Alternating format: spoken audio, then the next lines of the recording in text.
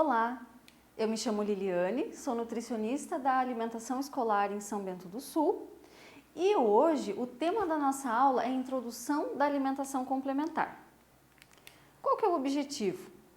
Passar para vocês algumas orientações atualizadas quanto ao momento certo de iniciar, quanto aos alimentos mais indicados para fazer esse processo de introdução dos alimentos para os bebezinhos. Vamos lá! Na nutrição infantil, a gente pode pensar que a cada período de tempo, a cada período curto de tempo, novas recomendações aparecem. E às vezes as recomendações que estão vigentes hoje eram totalmente, não eram consideradas um tempo atrás. E é interessante pensar, por exemplo, na contradição do ovo. Um tempo atrás, a gente não podia servir, a orientação era de não servir a clara do ovo para menores de 7 meses ou 1 ano. Aí isso modificou. Agora a orientação, no caso do ovo, por exemplo, é de que se você não oferecer a clara quando a criança completa ali os 6 meses ou demorar muito para oferecer esse alimento, a chance da criança desenvolver alergia alimentar, alergia ao ovo no caso, é maior. Então, o que eu quero dizer com isso? Que antigamente as referências normalmente eram as mães e as avós. Essa pessoa que estava ali cuidando do bebezinho, ela buscava nas mães e nas avós as orientações de como proceder. Passado aí um tempo, mais ou menos lá por 1990, a figura do pediatra aparece com algumas orientações e aí as mamãezinhas recém-mamães começavam a buscar esse profissional para também se orientar com relação à alimentação, mas isso ainda estava iniciando. E aí ali a gente até coloca o exemplo da clara do ovo em 2002, aí em 2010 vieram outras orientações de como proceder, em 2015 vieram outras. Isso é importante que a gente tenha claro que como o conhecimento em nutrição está sempre evoluindo, isso é normal que aconteça. Hoje a gente tem uma orientação, talvez daqui a 5 anos, essa orientação ela já caiu e a outra que estará vigente e é normal. Vamos sempre acompanhar as orientações do Ministério da Saúde e da Sociedade Brasileira de Pediatria para fazer o melhor atendimento dos bebezinhos. No nosso caso aqui, dentro dos CEINs, na rede municipal de São Bento do Sul, mas para você que está assistindo, talvez está cuidando do seu bebezinho em casa, também pode acompanhar. Olha só, existe um período chamado de intervalo de ouro. Esse período compreende desde a gestação até os 1000 dias, até 1 a 2 anos ali da criança. Então, esse período de 1000 dias, ele é considerado intervalo de ouro. Por quê? Porque dependendo do padrão alimentar dessa mãe e dessa criança, isso vai determinar ou vai modular a saúde dela no longo prazo. Até ultimamente a gente já vê algumas orientações que falam de 3 meses antes da mãe ficar grávida, que ela já deveria começar a cuidar da alimentação. Então seria uma preparação para a gestação. Isso também já vem sendo falado como algo importante para determinar a saúde da criança no futuro. Por que isso é importante? Existe algo chamado de programação metabólica. A programação metabólica significa que o que você consome, o que a mãe consome, ou quais os nutrientes que a mãe é exposta, vai modular geneticamente ali o organismo da criança. Veja só. É como se você conseguisse prevenir através da alimentação e dos cuidados que você tem contigo mesma e depois, nos primeiros meses da criança, os alimentos que ela recebe também vão formar esse padrão mais saudável para ela no futuro. Por isso que os cuidados que a gente tem com os cardápios da educação infantil, até os 3 anos inclusive, sem açúcar, sem alimento ultraprocessado, e por isso que é importante que você, mãe, que está em casa fazendo a tua alimentação e fazendo a alimentação da família, lembre também de seguir esses cuidados que a gente tem na unidade educacional, que você também tenha em casa, para que você consiga, para que juntos, na verdade, nós consigamos talvez não garantir, mas dar maiores possibilidades de saúde para a criança no futuro. Outro ponto importante é falar do aleitamento materno. Não dá para falar de introdução da alimentação complementar sem falar do aleitamento. Sim o leite a melhor opção para a criança. Ele está relacionado com o tanto de leite que você consegue oferecer, com o tanto de coisas que você consegue prevenir, de doenças que você consegue prevenir. Por isso que a gente chama de dose dependente. Quanto mais leite materno a criança recebe, menores são as chances dela desenvolver determinadas doenças.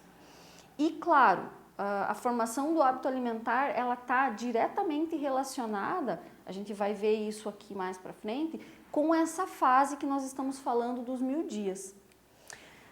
Acompanhem comigo. Aqui, 20% dos nossos genes são influenciados por fatores genéticos e 80% são influenciados por fatores ambientais.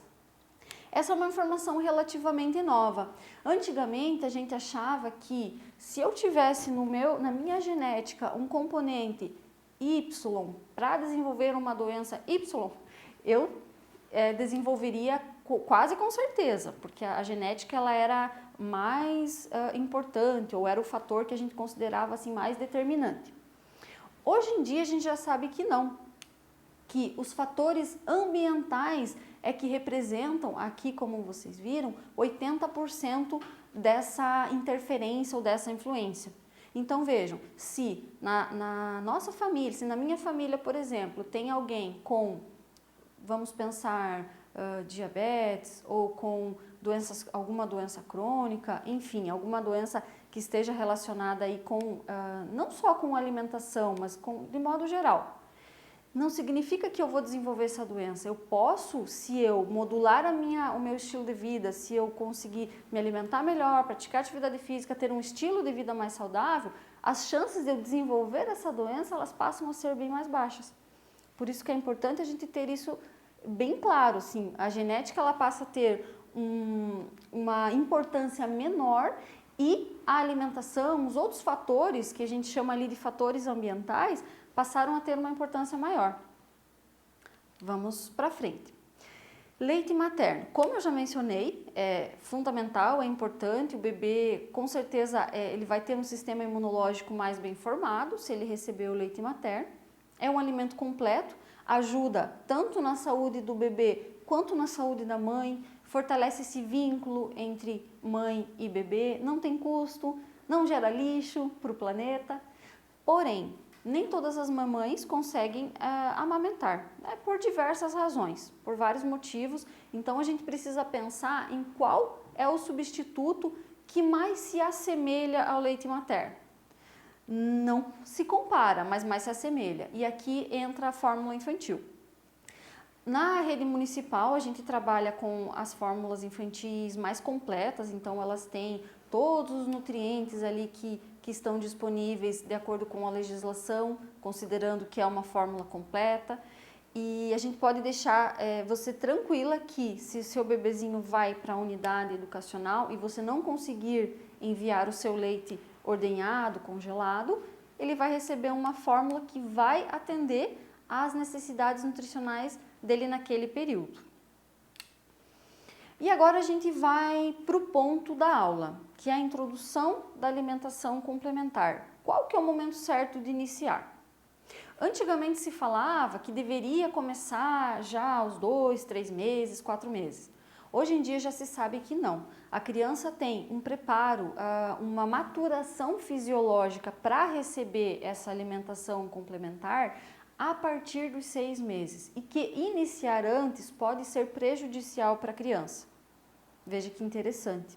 Então, se você vai levar o bebezinho lá para o CEIM aos 4 meses, quando é o período que normalmente se encerra a licença maternidade, leve ele com o leite materno congelado ou com a fórmula da sua escolha.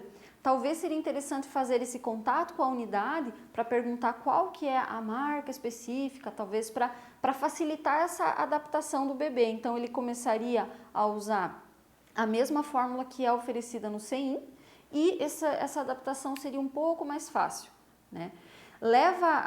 O período de oferecimento aí da fórmula infantil, ele segue o mesmo padrão do aleitamento materno, exclusivo. Até 6 meses, só mamar, só o leite materno ou só a fórmula infantil. Não precisa oferecer alimentação, né? Eu acho que se criou uma ideia de que, eu vou levar o bebê para o CEIM aos 4 meses, então eu já vou começar a dar comidinha em casa, porque lá ele vai ganhar comidinha. Não necessariamente. O CEIM vai seguir as orientações mais atualizadas do Ministério da Saúde, que são essas que eu estou apresentando para vocês, né? Então, o início da introdução dos alimentos sólidos vai começar a partir dos 6 meses. Olha só, essa tabelinha aqui, vamos olhar para ela. No 6º mês, na primeira e na segunda semana, a recomendação é iniciar com fruta. Uma vez ao dia, nas 2 primeiras semanas de introdução. O restante do dia, a criança vai receber o leite sob livre demanda. E aqui, quando eu digo leite, entenda-se que é ou o materno ou a fórmula infantil. Na terceira e na quarta semana desse 6º mês, a criança vai receber uma vez por dia a fruta e uma vez por dia uma refeição cozida. Antigamente a gente chamava de papa salgada, mas hoje não é indicado usar esse termo porque não é usado sal nessa comida ou se é usada numa quantidade muito pequena. Então, justamente porque não pode ter uma quantidade grande. Então, a gente não usa mais esse nome, papa salgada, usa refeição cozida. Isso seria o esquema para o 6º mês. A partir do 7º mês, a criança vai receber, continua recebendo uma vez a fruta, e ela passa a receber a refeição cozida 2 vezes. Isso é o que acontece no CEIM, essa aqui é a recomendação, mas em caso de estar cuidando do bebê em casa, também deveria ser seguida esse esqueminha. Isso está alinhado com o desenvolvimento psicomotor, então nesse período do 6º mês, a criança vai comer uma quantidade bem pequena. Talvez ela ainda não consiga sentar muito bem sozinha, ela precise de apoio, então tudo isso está relacionado com o que ela pode ou não receber. A partir do 7º mês ela já consegue comer um pedacinho, um gruminho um pouquinho maior, no 8º um pouco mais, a gente vai ver adiante. E um alerta, não existe comida de bebê. A comida do bebê, ela terá apenas uma adaptação na consistência, mas os alimentos precisam ser os mesmos da família, desde que a alimentação da família seja saudável, equilibrada, baseada em frutas e verduras, em alimentos in natura, minimamente processados. Então, aquela história de eu vou fazer a comida do bebê, pega lá uma panelinha, coloca as verduras e enfim, o que quer que seja colocar ali, e a família vai comer outra coisa, tá errado, não deveria ser assim, né? Toda a família deveria receber a mesma alimentação. Claro, o bebê vai receber aí a comida sem o sal, os temperos podem ser utilizados, mas a consistência que vai mudar, vai ser amassadinho e conforme a gente vai ver adiante. Então vamos seguir. Água, outra dúvida bem frequente dos pais e dos profissionais de educação. Quando eu vou oferecer água para esse bebê? Bom, se o bebê estiver em aleitamento materno exclusivo até o 6º mês, que é a recomendação, ele não precisa receber água. O leite materno supre todas as necessidades da criança. Agora, se a criança, por exemplo, mamou ali até 4 meses e a partir do 4º mês começou a usar a fórmula infantil, esse período de 4 a 6 meses usando a fórmula infantil, talvez ela sinta sede. Aí você pode oferecer a água, se ela aceitar, ok, é porque ela realmente estava com sede, se ela não aceitar, tá tudo certo.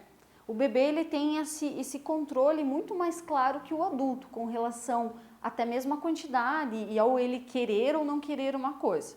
Então, a ideia é, tá usando a fórmula infantil, oferece água, mas não necessariamente que seja algo assim obrigatório, talvez a criança não aceite, né?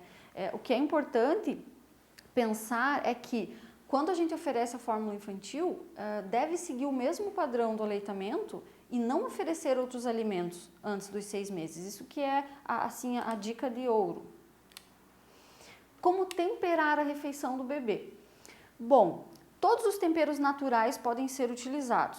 cebola, alho, salsinha, cebolinha, enfim, essas ervas que se usam para temperar os alimentos, elas podem e devem ser utilizadas, porque não é porque é um bebê que ele precisa comer uma comida sem graça ou totalmente sem gosto. Não, né? Aliás, para que a gente consiga manter um padrão alimentar saudável lá para cima, nos 2, 3, 4 anos, é importante que a criança tenha recebido nessa fase uma alimentação variada, bem rica e com uma variedade de sabores. Então é importante usar os temperos. A gordura para temperar, então se você vai refogar ali, vai usar de repente um óleo de girassol ou um azeite de oliva, né?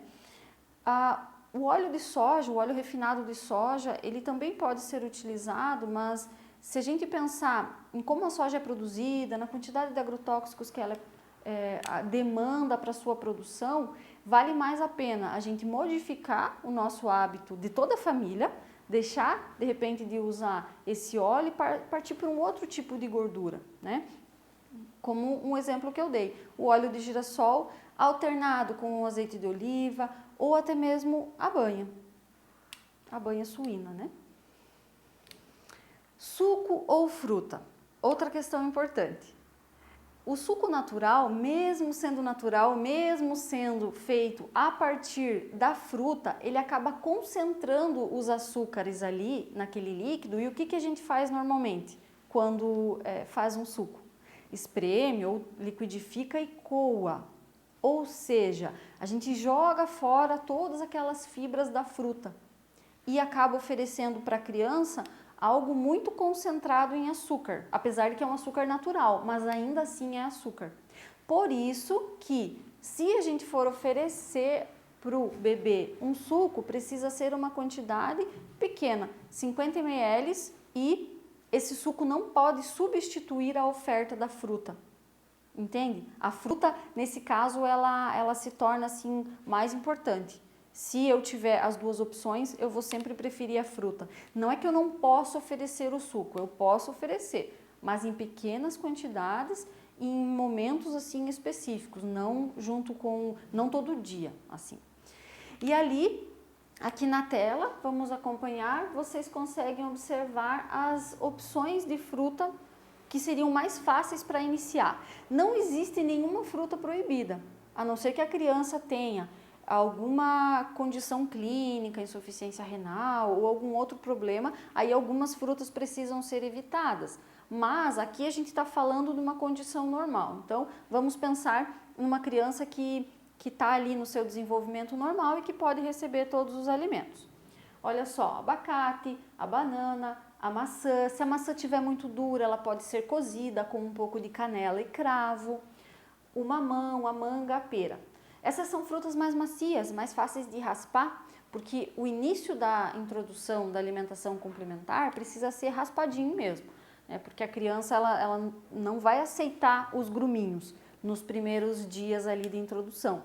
Inclusive é interessante e é importante reforçar, porque às vezes os pais acham que a criança não gosta de determinado alimento porque ela empurra com a língua, né? Parece que ela está jogando o alimento fora, e na verdade não. É um reflexo que ela tem na língua, é normal nessa idade, depois esse reflexo vai diminuindo. Mas é um reflexo que é normal da criança e a gente não pode entender isso como, tá rejeitando. Não, é o que realmente é fisiológico. Com o tempo vai diminuindo e a criança passa a conseguir comer um pouquinho mais a cada dia. Cólica e choro. Esse é um assunto que gera bastante angústia, tanto nos profissionais de educação que estão atendendo esse bebezinho lá no CEIM, quanto para a família. Mas você sabe a diferença do choro da cólica e de um choro fisiológico? O choro da cólica, ele é considerado como um choro insistente, assim, contínuo, inconsolável, que independente do que você faça, a criança continua chorando.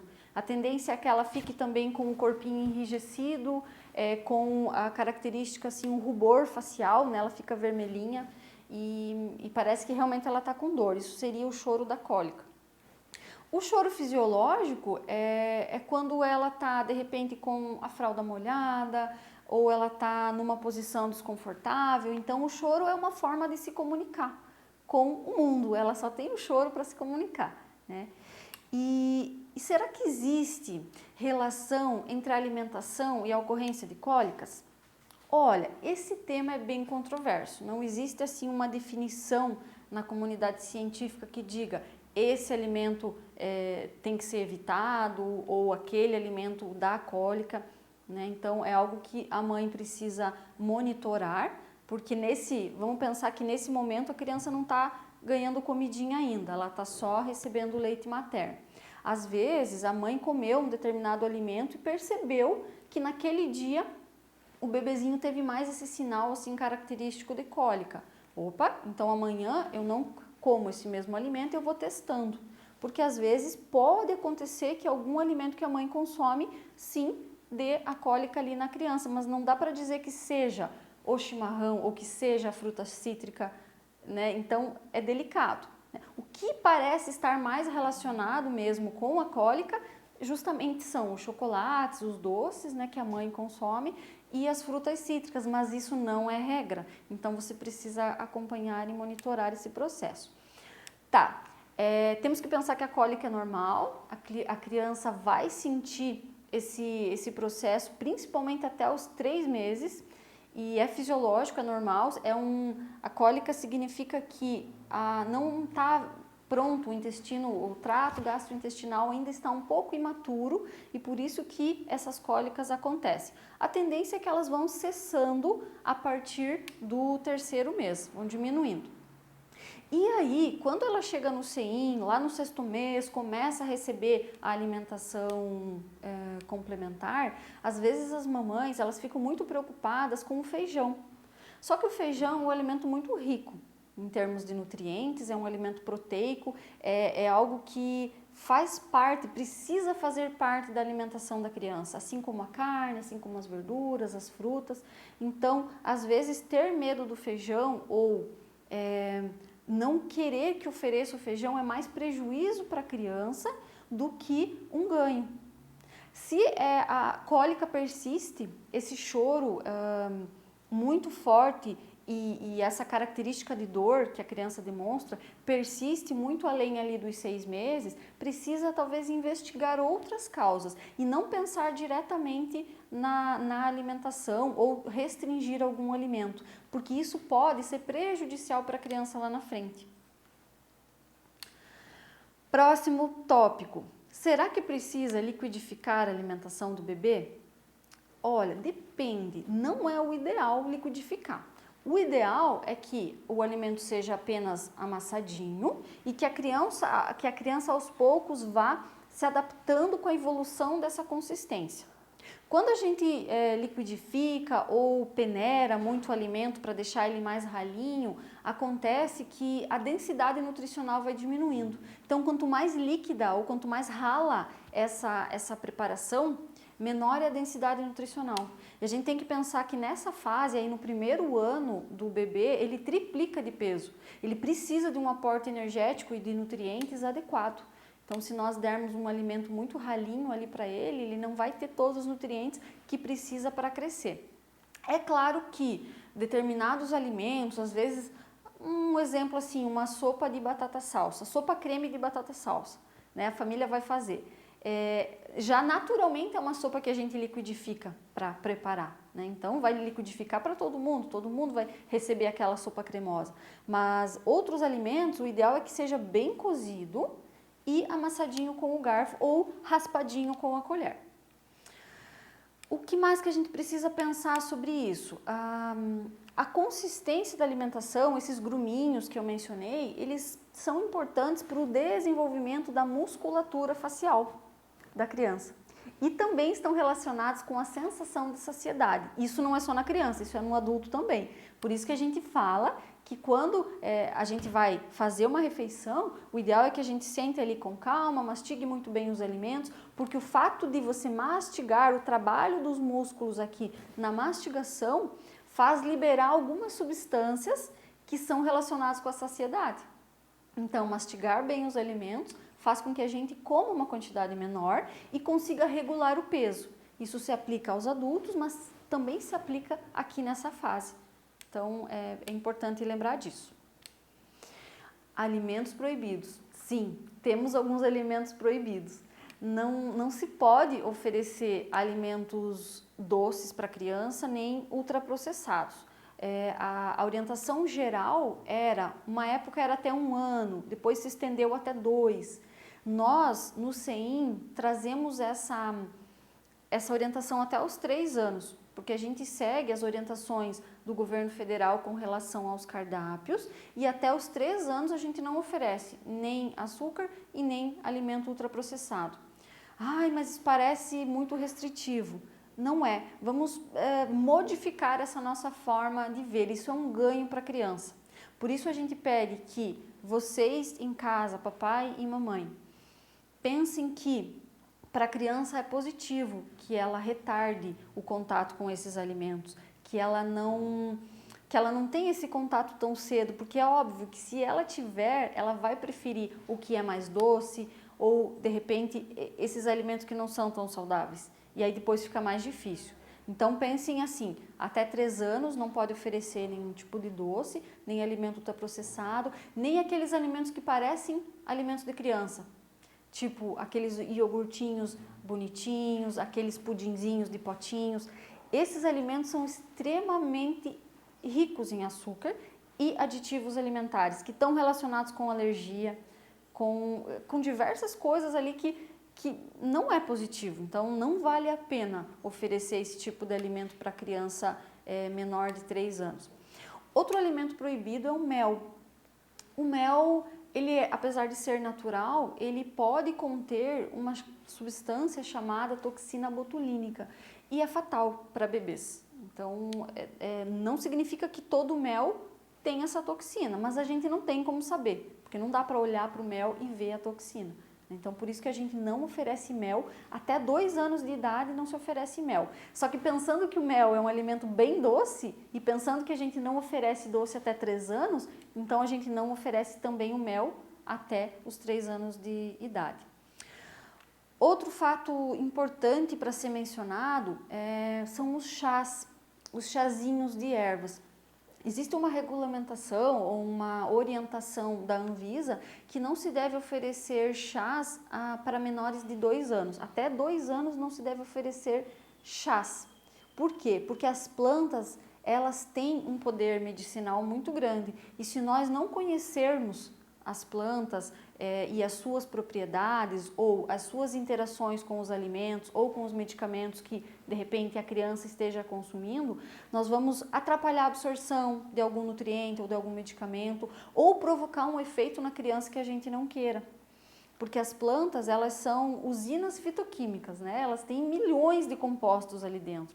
Eu acho que nem em 1000 anos a ciência vai conseguir desvendar tudo que tem nas plantas, elas são realmente muito poderosas. Então, o cuidado com o oferecimento de plantas para os bebezinhos em forma de chá é justamente porque a gente não sabe, num organismo tão pequenininho e tão delicado, o que esse composto pode causar. Se for oferecer, teria que ser assim muito diluído. Então, em vez de colocar, sei lá, uma folhinha ali numa xícara, vai colocar num 1 litro, né? E talvez nem assim, talvez nem assim seja a recomendação. Como é a alimentação do CEIM? Aqui está a imagem como um exemplo de um cardápio.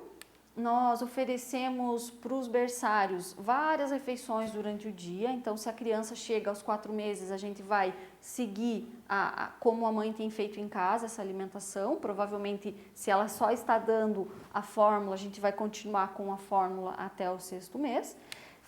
Chegando ao 6º mês, ela vai iniciar com a fruta, como a gente mostrou aqui, e aí a partir do 7º, ela já vai seguir todo esse cardápio que vocês estão vendo aqui. Então, a gente tem as refeições ali às 8 da manhã, depois o almoço ali em torno de mais ou menos 10 horas, à tarde tem a fruta, logo depois do soninho eles ganham a fórmula novamente, depois a fruta e ao final do dia mais uma refeição cozida. Então, é um cardápio bem completo, mas ele não é o 100% da alimentação do bebê.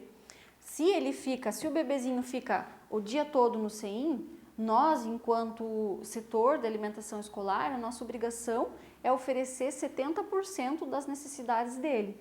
Então, necessidades nutricionais, né, eu quis dizer. Então, esses 30% faltantes é responsabilidade da família. Oferecer, então, mais uma alimentação no final do dia, quando ele chega em casa, porque provavelmente ele vai chegar com fome. Isso é natural, né? A última refeição no CEIM é mais ou menos entre 15h30, 15 horas, por ali, né? E aí a cozinha começa a se organizar para encerrar as atividades, higienizar as mamadeiras, enfim. Então, é importante que os pais tenham consciência de que eles precisam, sim, oferecer mais alguma alimentação em casa. Inclusive de manhã, antes de trazer para o CEIM, porque a primeira refeição no CEIM é em torno de 8 da manhã.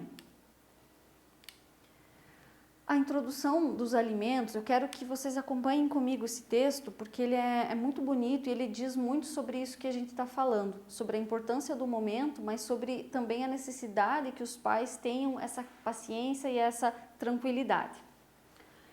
Essa fase deve ser recheada de atenção, pois é o momento que serve de base para o comportamento e a relação com a dieta para o resto da vida. Exige grandes doses de tranquilidade, porções de firmeza, pitadas de disciplina e uma generosa quantidade de amor. E assim, eu encerro essa aula de introdução da alimentação complementar. É uma aulinha curta, mas esse assunto ele é muito extenso, então não tinha mesmo a intenção de esgotar todos os assuntos.